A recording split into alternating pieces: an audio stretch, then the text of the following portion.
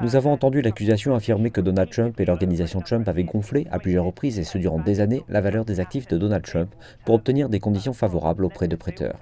L'accusation a également cité l'exemple de Michael Cohen, l'ancien avocat de Donald Trump, à qui il a été demandé de gonfler la valeur de ses biens parce que Donald Trump voulait prétendument se classer plus haut dans la liste des riches de Forbes.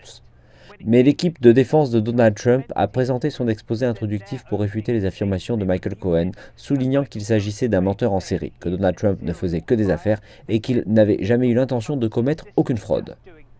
Puis Donald Trump a fait preuve d'une rhétorique un peu acérée, marquant son insatisfaction que le procès soit présidé par un juge et qu'il n'y ait pas de jury, même si le juge a déclaré dans ses remarques préliminaires qu'il ne lui était tout simplement pas demandé si l'une ou l'autre des parties souhaitait la présence d'un jury, alors que Donald Trump était très mécontent du juge, le qualifiant de voyou lorsqu'il est entré dans le tribunal.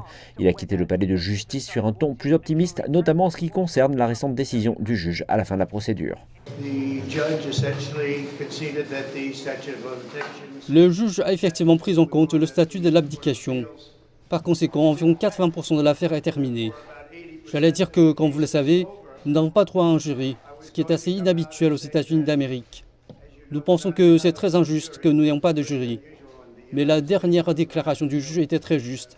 Et si je l'ai bien lu, je laisserai peut-être l'un des avocats s'exprimer à ce sujet, mais la façon dont moi je l'interprète, la façon dont toute autre personne dans la salle l'interprète, est que le délai de prescription est une chose très réelle dans ce pays, et donc qu'environ 80% de l'affaire sera terminée.